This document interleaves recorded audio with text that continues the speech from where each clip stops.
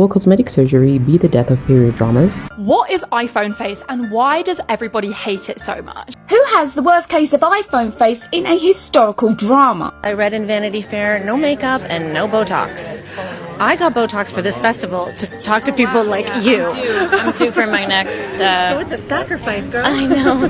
There has been a rise in cosmetic procedures among actors, and the terms frozen face, pillow face, and iPhone face have become popular in online discourse. They are being brought up more and more when we talk about the fact that some actors can move their faces. Not to be a hater or anything, but the most important part of your job as an actor is to convince the audiences of the emotions that the character is feeling, and that involves moving your face. I will say it's not strange seeing someone in a movie based in 2023, 24, 25 having filler or Botox, especially if it adds to the story or makes sense for the character. So what happens when people cast in period dramas have filler and Botox? You might say it will take away from the accuracy of the story, but what if I told you majority of the period dramas that you have watched are riddled with inaccuracies, but you don't hear people complaining about them as much? So today we're going to take a deep dive and talk about why it seems like viewers are repulsed by seeing actors with cosmetic procedures in period dramas. So before we get to that, we're going to first need to understand why certain inaccuracies are okay for period dramas and why some are not, and then we're going to talk about the evolution of beauty standards, and then finally, with all that knowledge, we're going to understand why the viewer is repulsed by seeing cosmetic procedures in period dramas and in cinema. Now, this goes without saying, this video is not intended to hate on anyone. I will say that a majority of the examples that I will use in this video are women, because obviously beauty standards affect women more than they do men, and so women are the ones who are pushed to get these procedures, or bullied sometimes into getting these procedures for the sake of just trying to look good. But the problem is that you're damned if you do and you're damned if you don't. So we're not going to be judging the person, we're going to be analyzing the actor and talking about the skill of acting. So keep that in mind as I give these examples.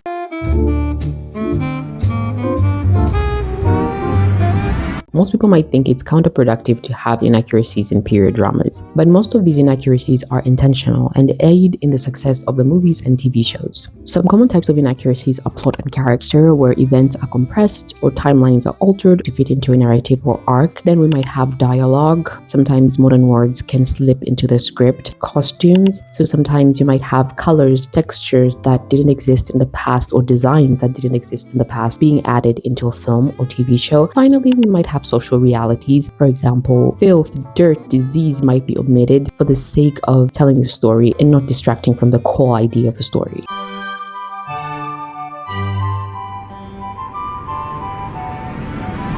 Bridgerton is a very good example of a successful TV show that is riddled with inaccuracies. In an article published by the Gender Justice Project titled "Diversity and Inclusion in Netflix Bridgerton, a Hit or a Miss?" First, it's important to note what aspects of a show's diversity are successful. Perhaps the most notable way of implementing inclusion has been racially and ethnically diverse cast. POC characters can be seen in all roles, from lords to servants. Many important and recurring characters are also played by POC actors, such as Queen Charlotte, Kate Sharma, the new Lady Bridgerton, and Lady Danbury. POC characters are also seen in mixed-race marriages. This show is known for its flashy and vibrant colors, especially when it comes to the Regency ladies. It has been criticized for using bold and flashy colors and materials that didn't exist at the time. The costumes in Bridgerton are historically inaccurate by design, aiming for a Regency-inspired fantasy rather than a strict period reproduction. The show purposefully blends 1813 fashion with modern vibrant and, in later seasons, 1850s and 60s aesthetics to create a unique stylized world. Regency women preferred pale light fabrics. Bridgerton uses neon colors, shiny satins, and excessive modern synthetic fabrics. The excessive amount of trim, glitter, and rhinestones is entirely anachronistic. Real Regency dresses are relatively simple compared to heavily embellished cake topper style gowns in the show. The hair, particularly Queen Charlotte's, is far more exaggerated than the period style of soft framed curls. The makeup is highly modernized with false lashes and strong eyeliner, which was not the style. If we're being completely honest, the reason why Bridgerton can get away with all of this is because majority of the viewers don't really know what 1800s Regency fashion is really like. For example, even I didn't really know what it was like, or if the colors were wrong. After doing my research for this video, that's when I was like, oh, Oh, oh, oh. So Gen Z of me right now. But if we really break it down, the reason why these inaccuracies work for the show is because, first of all, it's not based on true events, so it's fantasy fiction drama. And then secondly, the goal of the show is to appeal to the modern everyday viewer. And I think this Reddit comment just encapsulates everything very well. Bridgerton's costumes have been over the top and theatrical since day one. Historical accuracy was never the point of the show. It was about interesting characters, spicy drama, and openness to experience a period drama in a way that wasn't constrained by a rigid historical accuracy. If people miss this, I don't think they even understand what the series is supposed to be. For example, Penelope's glow up. In season 3, her transition from yellow to darker colors and more modern fitted old Hollywood style modeled after Marilyn Monroe is a deliberate storytelling choice to show her maturity, moving away from her family's style. And they had to do it in a way that the viewer could relate and understand, so she had a good girl gone bad kind of moment. You know, you can think about Rihanna. She had the bright colors before, and then good girl gone bad. She had like darker colors, cut her hair, darker lipstick. Queen Charlotte's costumes are intentionally exaggerated in some cases to show her isolation, obsession with grandeur, and refusal to conform to current 1810s fashion. Then we have the Featheringtons, who have these bold, flashy colors, very in-your-face designs that are meant to peacock, are a bit tacky and a good example of new money, whereas if you compare them to the Bridgertons, who tend to have more mild pastel colors that, you know, they kind of give off old money and they don't really need to show off. Immediately you see the Featheringtons, you go like, oh my gosh, this family. And I did that. I was like, oh my gosh, why are their colors looking like that? Like, why are they looking so out of place, you know?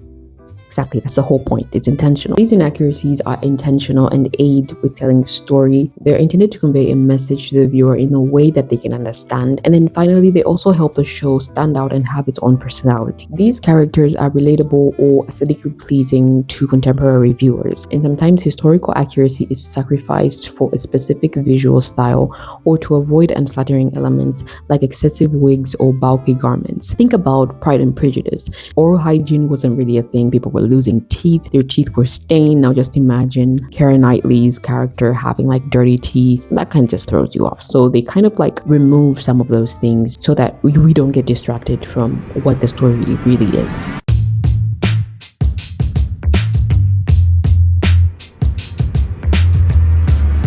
Cosmetic procedures are nothing new in Hollywood. In the past, actors were actually mandated by studios to have cosmetic surgery, and the reason for this was so that they could be optimized for the camera. Unlike today's transparency, these changes were kept hush. Medical records and x-rays auctioned in 2013 confirmed that Marilyn Monroe underwent strategic enhancements early in her career. She had a chin augmentation to change the direction of her flat chin, and she also had a rhinoplasty to make the tip of her nose appear smaller and more refined. Rita Hayworth is another good example of someone who underwent a studio-mandated drastic transformation to fit into the all-American standard. She had a very low hairline and a widow's peak. To make her forehead appear more broader and more refined, she underwent 2 years of painful electrosis to permanently remove individual hair follicles, raising her hairline about an inch. They literally like made her into Marilyn Monroe 2.0. Like, for a second, I thought she was Marilyn Monroe. I was like, wait, what?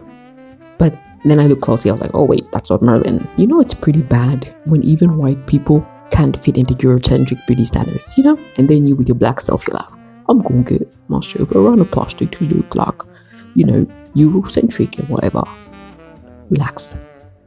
It's pretty tough out in these streets. So cosmetic procedures have now evolved from people just trying to enhance their looks, and now it's all about anti-aging. It's all about not wanting to have wrinkles. Filler and Botox are like the most common ways that people try to achieve a more youthful look, which I think they all fail. I don't get why they convince themselves that it works, but I don't. The problem is that filler gives you a more fuller face, and not like in a youthful way. So it gives you something called pillow face, where, you know, when you're like from sleeping and then you wake up, like right now I'm from sleeping, it's still like 7 in the morning right now. You have it on your lips. Majority of the time people put it on their lips, their cheeks, wherever it is that you put it. And then the problem is that majority of the time people just keep on doing it, and then it just keeps on looking worse and worse. And then secondly, we have Botox. Now with Botox, it doesn't give you a filling look. All it does is just kind of like paralyzes your face and prevents you from having so much movement in it. So all of these like movements, as you can see, these wrinkles that I have on my forehead. Don't do that. You need to watch your 11s. If I had Botox, I would be doing the same thing and I would be just like this. I'll be just like this. You know, if I put my eyebrow like that, it's gonna stay. It's gonna stay in place like that. And I'm gonna be like this forever. Not forever, till the Botox wears off.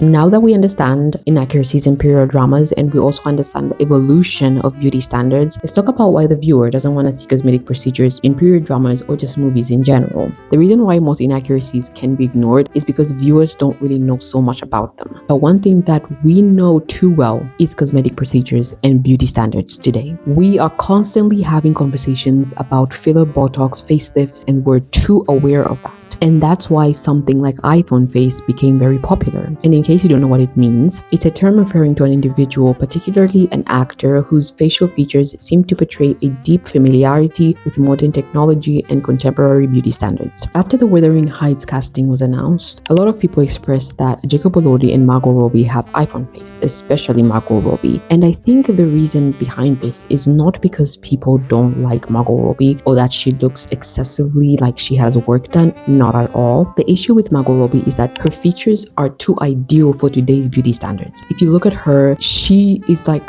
one of the most beautiful women today, you know? And I think immediately you see her in a period drama that was like 200 years ago, you immediately think, she takes me back to like now, you know? She looks too modern for that time. And I know that she's done a period drama where she played the Queen of Scotland, but that movie had a lot of makeup and hid a lot of her features. Just having her, even without makeup, just natural, she looks too modern. She looks like the ideal woman today. And I think it's a bit unfair because, hey, that's just how she is. But again, she's just too ideal for today's standards. And that's why I think she worked so well for Barbie, and people were like so excited that she played Barbie because she is the perfect ideal woman today. And again, it's not really fair to call her that and to put her on a pedestal like that. But if you think Margot Robbie, you're like, yes, that's Barbie. I think Sydney Sweeney can make it work because the way she looks with and without makeup, there is a difference. Zac Efron is another good example of someone who shouldn't be in period dramas. The earliest we could go back maybe for him is like the 90s. After that, he shouldn't go any further back. And he recently started a movie called The Greatest Beer Run Ever, which was based in the 1960s. Again, he has a lot of filler and a lot of work done, and I just think that he's more suited to have roles in like modern movies. The other thing is that cosmetic procedures take away from the individuality of features. Again, it's just the amount of awareness that we have around cosmetic procedures. And I think because beauty and like people are a very sensitive topic, it's not just easy to like treat it like a prop. The biggest issue that most people are having is the fact that you have people who are not able to move their foreheads, people who are not able to like completely give expressions. Nicole Kidman is a good example of someone who has been criticized for not being able to move her face. She comes off a bit wooden and a bit stiff because of the Botox that she has. Nicole Kidman is an amazing actress, and her vocal delivery in like The Northman, for example, is incredible. But imagine how much more deeper this scene would have gone if she could move her face more, because her eyes, yeah, they're trying to give us something there. You can feel the emotion and the tension, but then the forehead is just lacking. It's just lacking. The eyebrow movement isn't really there. That can like take you out of it, especially if you're aware of what work she's had done.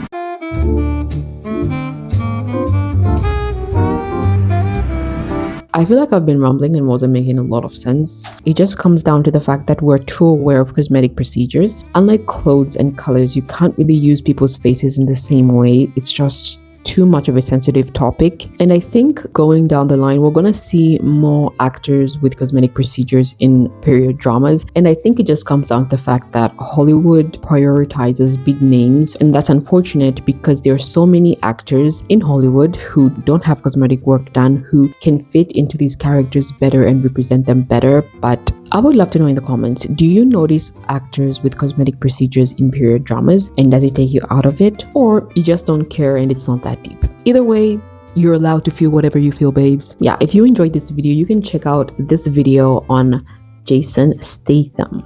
I freaking love Jason Statham, so you better watch that video, okay? I'll see you in the next one. Bye.